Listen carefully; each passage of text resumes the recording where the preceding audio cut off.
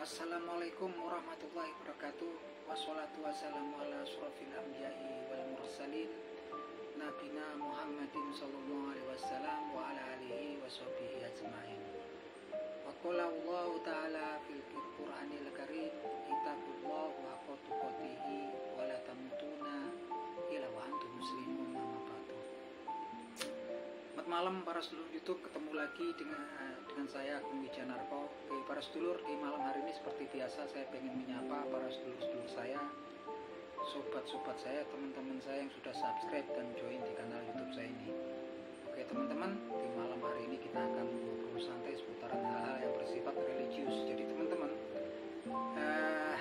mungkin di antara teman-teman, di antara sobat-sobat saya, sedulur-sedulur saya yang sedang menonton video ini, ada yang memang lagi mengalami kesulitan hidup, mendapatkan musibah, balak, malapetaka gitu kan. Seperti yang kita tahu, akhir-akhir ini banyak sekali teman-teman, saudara-saudara kita, seluruh kita yang mengalami kemacetan dalam usaha, atau bahkan juga banyak yang terkena PHK dari tempat bekerja ya teman-teman.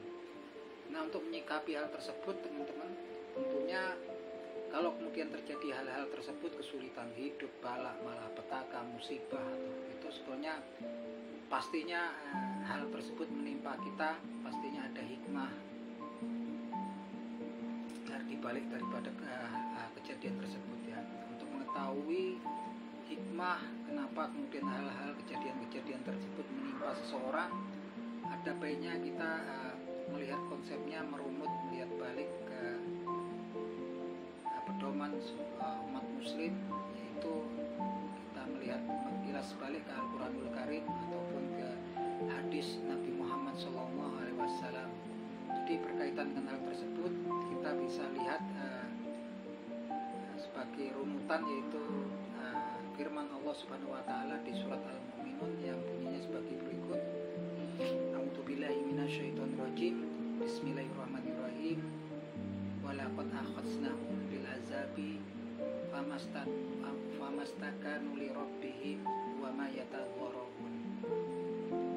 Jadi yang artinya sebagai berikut, walaqad akhadnahum bil azabi, dan sungguh telah menimpakan kami kepada mereka azab, famastakanu li rabbihim, tapi mereka tetap tidak tunduk kepada Tuhan mereka, wa ma yatadharrun, dan mereka juga tidak memohon kepada Tuhan mereka dengan merendah. Berkenaan dengan ayat ini, sebenarnya terjadi suatu peristiwa yang melatar belakangi turunnya ayat ini, yaitu yang diriwayatkan oleh Abu Hurairah radhiyallahu anhu. Diberitakan bahwasanya pada suatu masa, pada zaman Rasulullah SAW, ada seorang tawanan dari kaum muslimin yang bernama Sumamah bin Asol al-Hanafi, yang dihadapkan kepada Nabi Muhammad SAW. Kemudian tawanan tersebut menyatakan untuk masuk Islam, sehingga kemudian dibebaskan dan diberikan izin untuk pulang ke kampung halamannya, ke Yamamah. Kebetulan kampung halamannya adalah di Yamamah. Kemudian si Sumamah bin Asol al-Hanafi sesampainya di Yamamah, beliau dengan para pengikutnya setelah masuk Islam ini, kemudian beliau memblokade ya, melakukan blokade pengiriman bahan pangan dari Yamamah ke Mekah.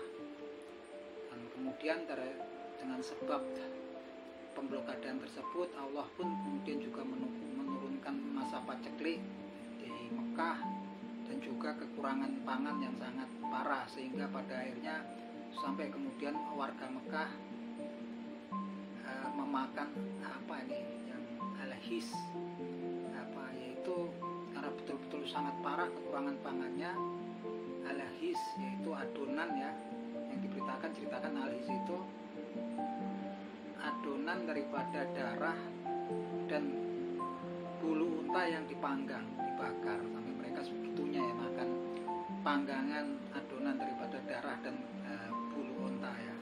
Karena pangan ini sangat parah, kemudian sebagai salah seorang tokoh daripada kaum Quraisy Mekah, yaitu Abu Sufyan kemudian datang menghadap bertemu dengan Nabi Muhammad SAW, dan kemudian Abu Sufyan berkomunikasi dengan Rasulullah SAW sebagai berikut, mengatakan bahwasanya demi Allah dan demi kekerabatan di antara kita, gitu kan, bukankah engkau menyatakan bahwasanya engkau ini adalah rahmat bagi alam semesta? Dan Rasulullah SAW menjawab iya. Tapi kemudian Abu Sufyan membantahnya, tapi engkau telah membunuh para ayah dengan pedang, dan engkau membunuh juga anak-anak dengan kelaparan.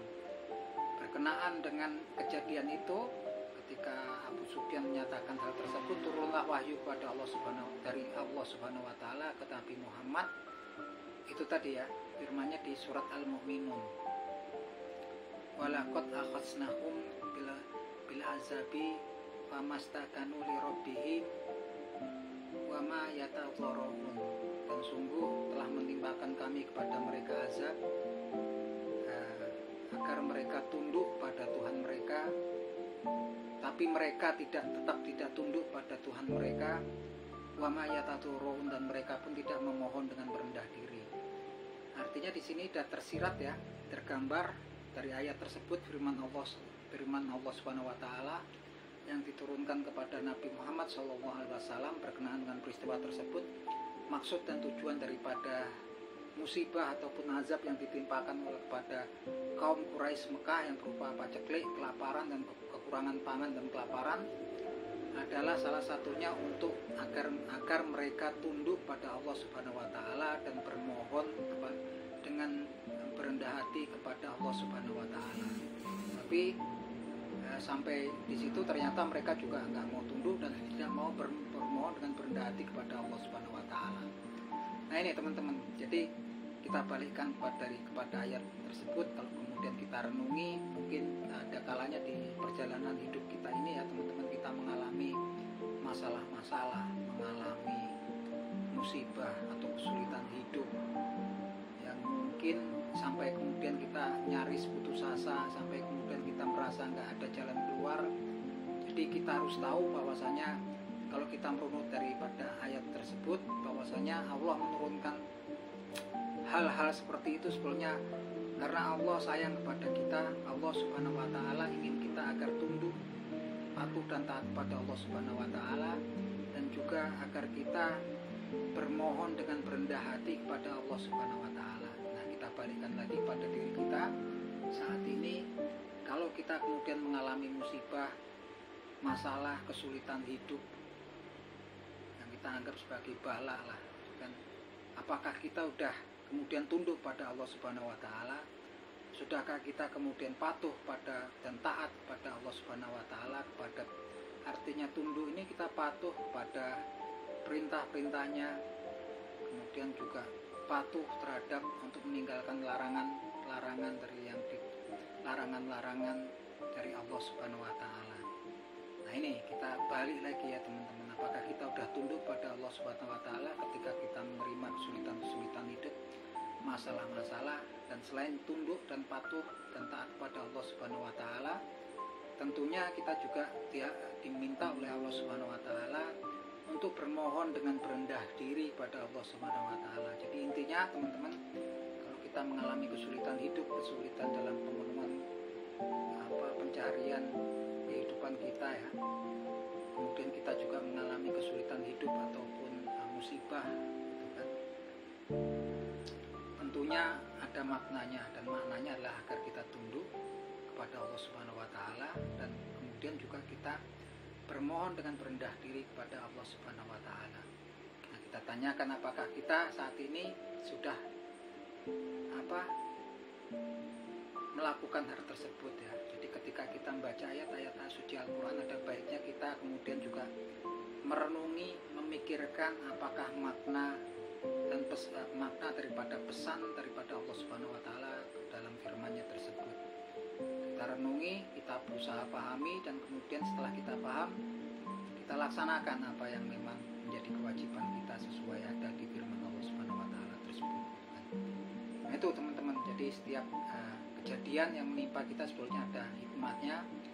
Kita kalau mau melihat hikmah, ya runutannya pastinya balik ke Al-Qur'anul Karim dan hadis Nabi Muhammad SAW ya teman-teman.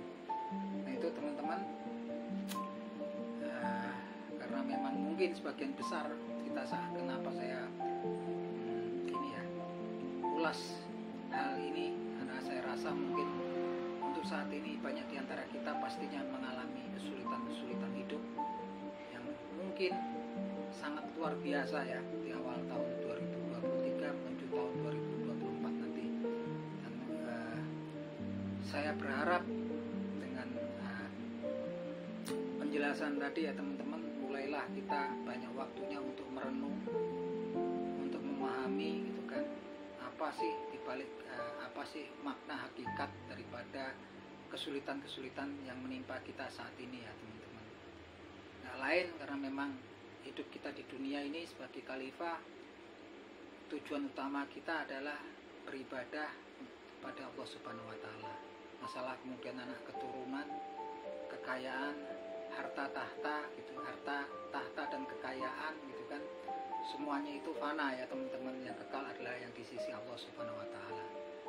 Oke teman-teman, semoga bermanfaat teman-teman, dan saya akan selalu mendoakan teman-teman yang menonton video saya ini agar mendapatkan pahala di sisi Allah Subhanahu wa taala. Begitupun juga saya, karena segala sesuatu yang ada di dunia ini fana dan yang ada di sisi Allah Subhanahu wa taala adalah kekal adanya.